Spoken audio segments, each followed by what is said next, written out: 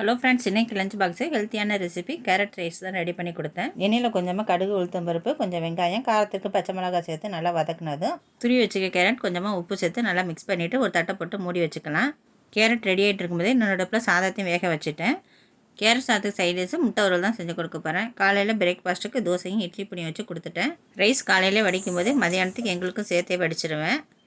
Carrot சாதத்துக்கு எந்த அளவுக்கு சாதம் தேவையோ அந்த அளவுக்கு தட்டில் எடுத்து வச்சு ஆற வச்சுட்டேன். இப்போ ரெடி பண்ணி வச்சுருக்கிற கேரட்டில் வடித்து வச்சுருக்க சாதத்தை சேர்த்து மிக்ஸ் பண்ணி எடுத்தோம்னா சுவையான கேரட் சாதம் ரெடி ஆகிடுச்சு. கேரட் சாதத்து சைடிஸு முட்டை வறுவல். முட்டை வேக வச்சு 2ஆக கட் பண்ணி எடுத்து வச்சுக்கிட்டேன். கொஞ்சமாக மிளகாத்தூள், மஞ்சத்தூள், சோம்புத்தூள், மிளகுத்தூள், கொஞ்சமாக உப்பு சேர்த்து மிக்ஸ் பண்ணி வேக வச்சு கட் பண்ணி வச்சுருக்க முட்டையில் மேலே தூவி தோசைக்கல்லில் போட்டு எடுத்திங்கன்னா முட்டை வறுவல் ரெடி ஆகிடும். இது சாப்பிட்றதுக்கு ரொம்பவே நல்லாயிருக்கும். லஞ்ச் பாக்ஸ் எல்லாம் பேக் பண்ணி ஸ்கூலுக்கு அனுப்புனதுக்கப்புறம் மதியானம் லஞ்சுக்கு இன்றைக்கி கீரை குழம்பு தான் வைக்க போகிறேன். கீரை க்ளீன் பண்ணிட்டு கட் பண்ணிட்டு மதியானம் லஞ்ச் செய்ய வேண்டியதான். இப்போ தான் வீடியோ ஃபஸ்ட் டைம் பார்க்குறீங்கன்னா சேனலை சப்ஸ்கிரைப் பண்ணி சப்போர்ட் பண்ணுங்கள்.